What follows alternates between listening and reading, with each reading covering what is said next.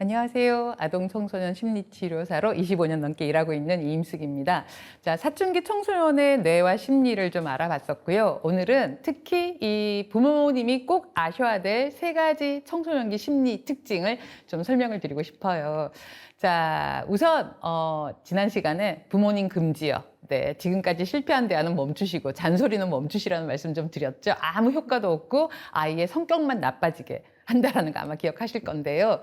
자, 근데도 부모님이 참으려고 하지만 이 아이의 태도나 이 말투들에 되게 많이 마음이 거슬리세요. 그래서 솔직히 사춘기의 언어는 부모님께 번역이 필요하다. 이런 말씀을 좀 드리고 싶습니다. 한 어머니가 이런 말씀을 하세요. 사춘기 중학교 2학년 딸의 말투 때문에 미칠 것 같아요. 한바탕 시작하면은 집이 뒤집어지고 난리도 아니에요. 네, 이렇게 막 와서 하소연을 하세요. 정말이에요. 어떤 사춘기 부모님은 오시면은요, 특히 중학생 부모님들은 오시면은요, 부모님 하소연 듣는데, 네, 1시간 상담이 다 지나가기도 합니다. 얼마나 쌓인 이 화와 안타까움과 막 아이에 대한 불안과 걱정이 너무너무 크신 거죠. 그래서 그래서 일상에서 아이의 어떤 게 이렇게까지 어머니를 힘들게 하는지 물어보면은 일단 부모님께 무례한 태도가 너무 자괴감이 든대요. 아이가 나를 무시하는 것 같고 내가 정말 지를 어떻게 키웠는데 우리 있잖아요. 왜 물고 빨고 키웠다. 정말로 내가 너를 위해서 온갖 걸 다 해줬다. 내 인생은 어디로 갔는지 모르겠고 이렇게 희생하고 사랑과 정성을 다했는데 얘가 어떻게 나한테 이럴 수가 있어요. 이런 말씀 정말 많이 하세요. 네. 자, 그런데요. 솔직히 이거는 아이의 발달을 좀 몰라서 갖게 되는 불필요한 감정이라는 생각도 좀 듭니다. 제가 계속 강조드리잖아요. 이 시기에는 이거가 나타나는 게 오히려 정상이다. 그리고 이 시기에 안 나타나면은요, 나중에 언젠간 또 좀 더 심각한 문제로 발생될 수 있어서 남들이 겪는 사춘기에 우리 아이도 나타나는 게 정상이다라고 조금 마음을 조금 굳게 먹으시고 그 대신 번역은 좀 필요해요. 예를 들어서 그래서 이 아이가 어떤 말들을 자주 하는지 물어봤더니 짜증나.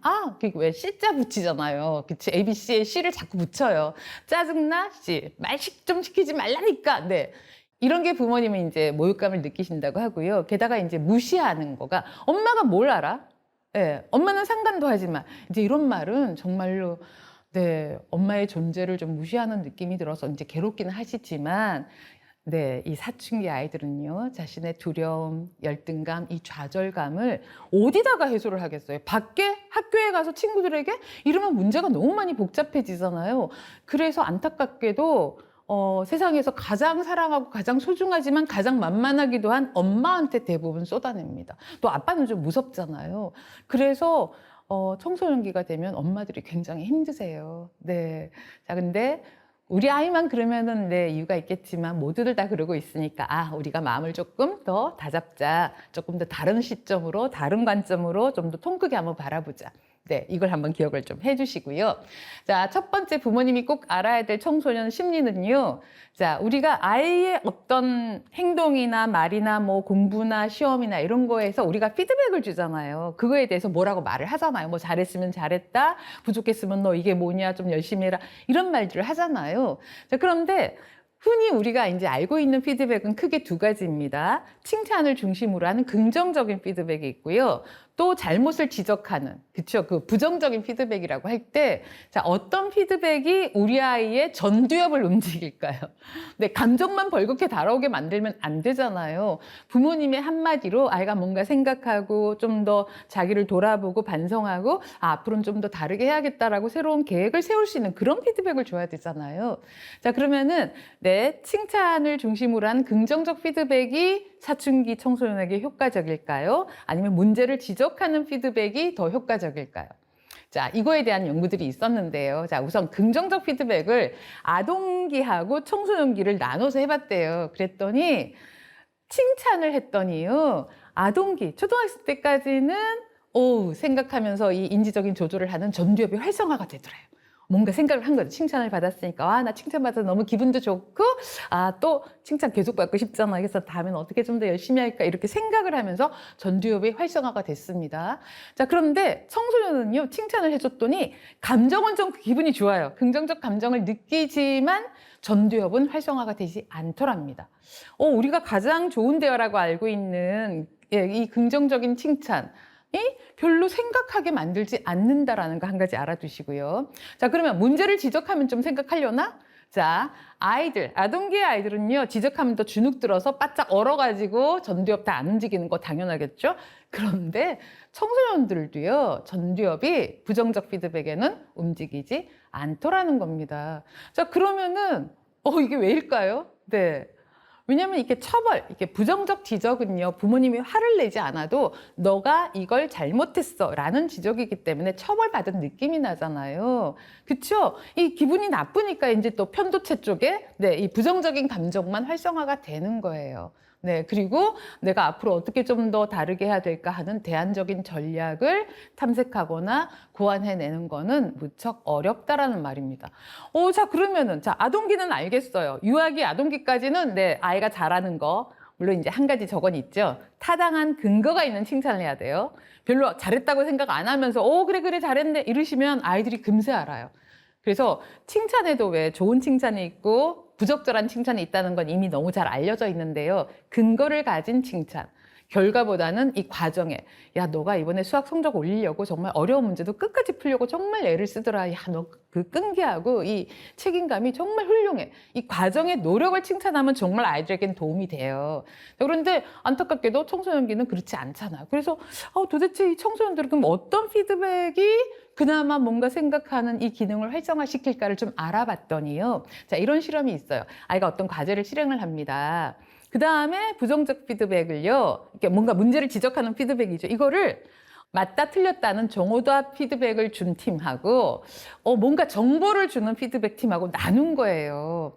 자, 근데 분명히 부정적 피드백인데 잘못했다라는 걸 지적하는, 근데 이 정오답, 맞다 틀렸다를 알아주는 피드백을 줬더니 그냥 뭔가 기분이 나빠져요. 네, 맞다 틀렸다니까 우리가 맞은 거에 별로 반응 안 하고 틀린 게 많으면 기분이 굉장히 나빠지잖아요. 자, 그런데 이 정보를 줬어요. 어떤 정보냐면은요. 너가 이걸 하는데 요거는 잘 알았던 것 같아. 근데 이 부분을 좀 부족하게 너가 좀 이해를 좀 잘 못한 것 같아. 이게 정보라는 거예요. 네.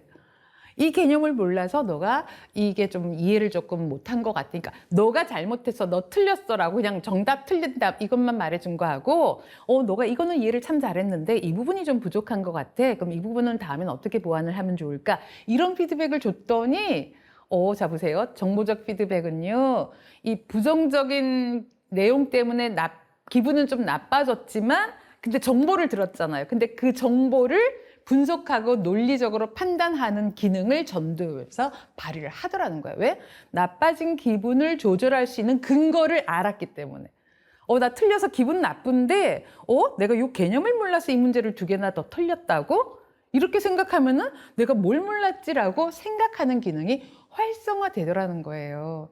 네, 그래서 이 청소년기에는요, 그냥, 잘했어. 아니면 너 왜 이렇게 이러니? 좀 고쳐야지. 이렇게 그냥 긍정적 피드백이나 부정적 피드백으로 그냥 단순하게 나누어서 말을 하면 안 되고요. 우리 아이가 칭찬한 것도요, 마찬가지예요. 칭찬도 분석해서 어떤 부분을 어떻게 잘해서 너가 지금 이렇게 좋은 결과가 왔나 보다라고 해서 그 가운데 정보를 전달해야만 이 부분이 다음에 동기로 연결이 됩니다. 네, 야, 너가 이번에는 너가 암기력 약하다고 그거 외우려고 막 엄마 앞에서도 연습하고 너 녹음해서도 연습했었잖아. 너 정말 멋진 방법을 많이 썼더니 결과가 너무 좋아. 자, 그랬더니 지금 뭘 칭찬받았어요? 결과만 칭찬받은 게 절대 아니죠. 그쵸? 이 아이가 암기를 잘 하려고 엄마 앞에서 외운 거를 시연도 해보고 자기가 외운 거를 녹음해서 다시 틀어서 들어보는 이 전략이 너무 훌륭했다라는 정보를 준 거예요. 그럼 이건 그대로 고스란히 다음번에 학습 동기가 된다 이겁니다. 네. 그렇지 않고 자꾸 결과만 얘기하면요. 아이들이 결과에 집착하면서 오히려 더 불안도가 높아져요. 되게 공부는 잘하는데 고등학교 1학년 아이가 전교 5등 정도 하는, 네, 서울 수도권에서 전교 5등 정도를 한다면 굉장히 우수한 아이잖아요. 근데 이 친구가 불안도가 너무 높아가지고 집중력이 점점 떨어지면서 이제 상담을 했는데요. 이 친구가 한 말이 뭔 줄 아세요? 전교 5등이면 너무 부러운 등수잖아요. 근데 이런 말을 합니다. 내가 아무리 열심히 해도 늘 나보다 잘하는 아이들이 있다고. 나 도저히 더는 못하겠다고. 네.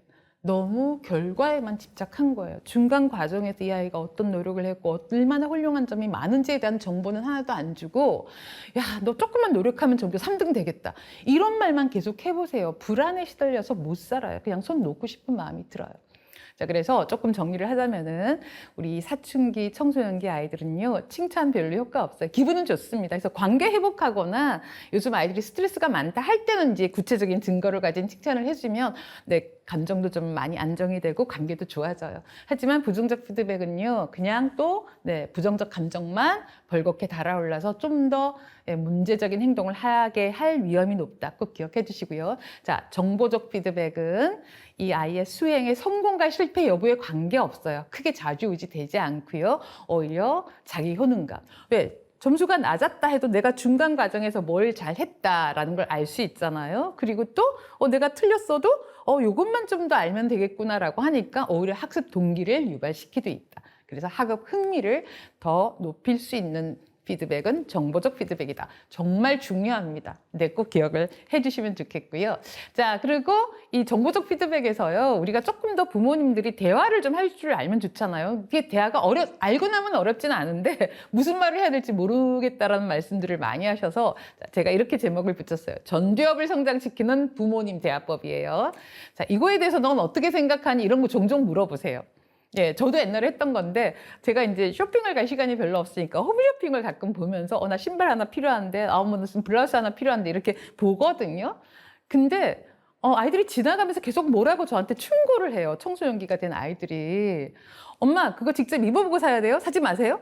그럼 처음에는 기분 나빴어요. 애들이 지적하는 게 기분이 나빴어요. 아니, 엄마 상황 알면서 나 가서 이렇게 입어보고 할 시간 없는 거 알면서 왜 저런 말을 하지? 이런 생각이 사실은 들었지만, 얘네들이 나한테 충고한 내용이 상당히 타당성이 있는 말이잖아요. 실제로 그게 더 실패 확률을 낮추잖아요. 그래서, 말해줘서 고마워. 이제 이런 걸 하고 나서 그다음부터는요, 보면서 불러요. 너 이건 어떻게 생각해? 저건 어떻니? 하고 물어봤는데, 와, 아이들의 분석력과 또 아이들이 왜 이제 미디어 쪽은 아이들이 훨씬 더 많이 알잖아요. 엄마 저기 지금 올라오는 댓글들 다 자기 편들이니까 속으면 안 돼요. 뭐 이런 말도 막 해주면서 와, 정말로 부모님은 아이에게 뭔가를 어떤 걸 물어보는가에 따라 우리 아이가 어떤 생각을 하는 아이인지, 그리고 얼마나 생각이 깊고 다양한 좋은 점을 많이 가진 아이인지를 알아볼 수 있는 대화를 하시면 너무 좋겠습니다. 그래서 혹시 뭐 어떤 경험을 하고 결과가 안 좋아도요, 야, 그래도 너 이번 경험으로 너가 좀 이렇게 새롭게 알게 됐거나 배웠다고 생각하는 점 있니? 네. 앞으로 이런 걸 한 번 더 한다면은 어떤 점을 보완하면 좋겠니? 이런 걸 좀 물어봐 주세요. 네. 예를 들어서 우리가 가족여행을 가기로 했는데, 우리가 가족여행 가봤지만 가면은 서로 막 짜증날 때가 많잖아. 이런 걸 예방하려면 어떻게 하면 좋을까? 이런 것도 좋아요.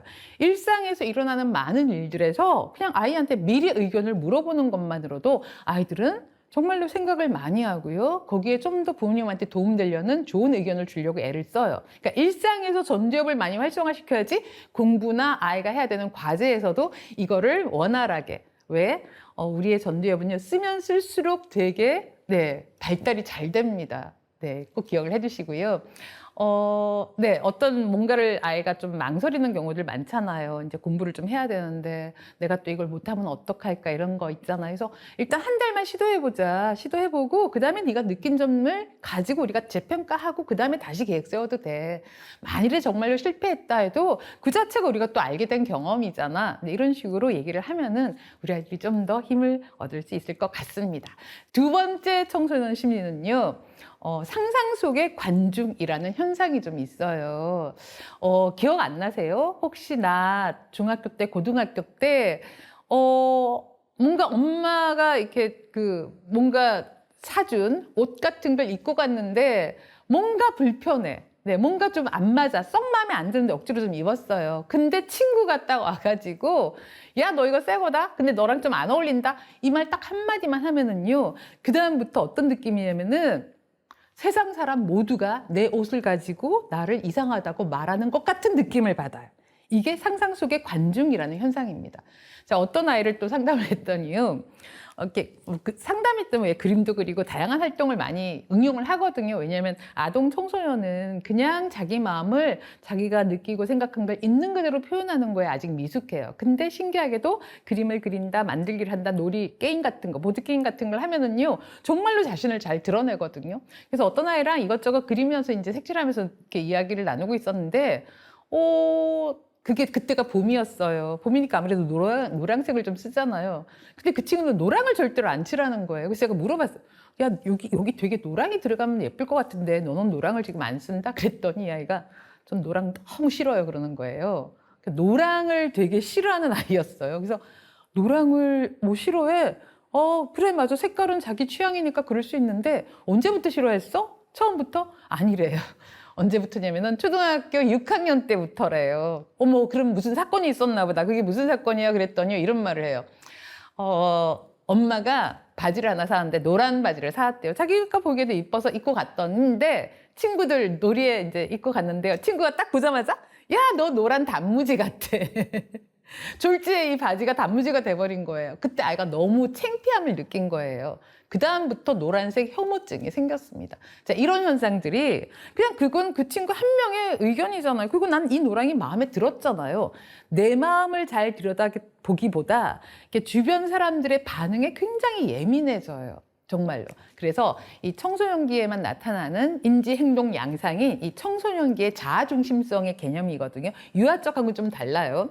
자, 그래서 이 청소년기에는 몸의 발달과 함께 다양한 사람들을 접하게 되고요. 타인에 대한 관심이 커지면서 타인이, 저 친구들이 나를 어떻게 볼까? 저 사람들이 나를 좋아할까? 이거에 굉장히 예민해집니다. 그래서 그 한 명이 나를 지적을 하면요. 세상 사람 전부가 다 나를 보고 놀린다, 비난한다라는 약간 피해의식. 이게 심해지면 피해망상이 돼요. 왜냐면요, 정말로 되게 감정들이 되게 취약한 시기라고 했잖아요. 실제로 어떤 증상들이 많이 나타나면요, 친구랑 갈등이 생겼어요. 나랑 친하던 아이가 약간의 갈등으로 나랑 좀 멀어졌는데, A라는 아이라고 할게요. 이 A가 또 다른 B나 C하고 친해요. 그럼 나는 아직 얘랑 친했고 다른 아이들이 없는데 나는 혼자잖아요. 아직 친구를 새로 못 구했어요. 근데 A가 B랑도 붙어서 얘기하고 C랑도 붙어서 얘기하는데 가끔 나를 이렇게 쳐다봐요. 그럼 나는 어떤 느낌을 가질까요? 네. 왠지 쟤들이 날 비난한 것 같아. 나를 놀리는 것 같아. 이러면서 엄청나게 위축이 돼요. 이런 경험을 한 번 하면 다음날 학교를 못 가겠다라고 말을 할 정도예요. 네.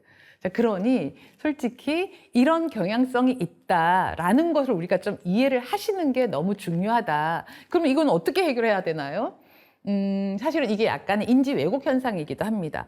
우리가 저런 얘기를 해요. 세상 사람이 100명이라면, 내가 아는 사람이 100명이라면 그 중에서 나를 좀 좋다고 하는 사람과 나를 싫다고 하는 사람들이 있잖아요. 자, 근데 몇 대 몇 정도가 정상일까요?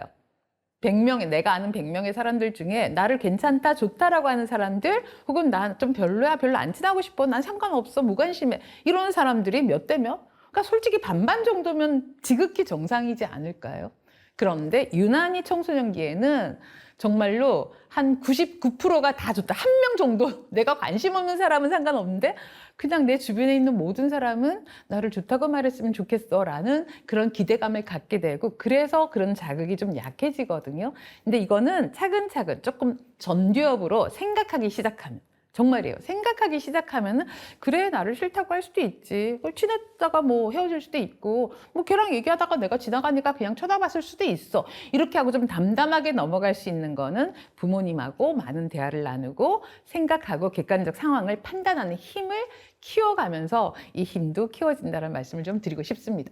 자, 그 다음에 이제 세 번째 청소년 심리가 있는데요. 이거는 개인적 우화라는 현상이에요. 이게 뭐냐면은 나라는 존재는 매우 고유하고 독특한 존재다라고 믿는 현상이에요. 근데 이게 어떻게 나타나면요.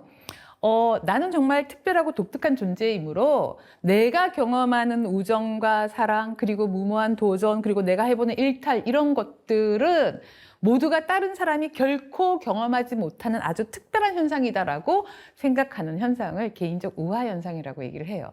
그리고 또 한 가지, 다른 사람, 세상 그 누구도 나를 이해하지 못할 거라고 믿기도 해요. 아이들 상담할 때요, 다 아는 척 하는 말 절대 안 해요. 왜냐면 아는 척을 조금이라도 하면요, 그다음부터 애가 안 와요. 정말입니다. 상담이 정말 지속적으로 필요한 아이인데 상담사의 실수로 혹은 잘못된 상담으로 상담이 멈춰지는 경우들도 있거든요. 솔직히 말씀드리면. 근데 그 실수 중에 하나가 이렇게 왜 심리학을 공부를 하다 보면 사람 심리가 좀 파악이 되잖아요. 그러니까 아, 너 그래서 그런 거구나 아마 하고, 아이는 아직 자기의 생각을 발전시키지 못했는데 마치 진단 내리듯이 이렇게 넘겨짚어서 말하면 굉장히 기분이 나빠집니다. 네. 그래서 섣부르게 아는 척 하는 거 별로 좋지 않습니다.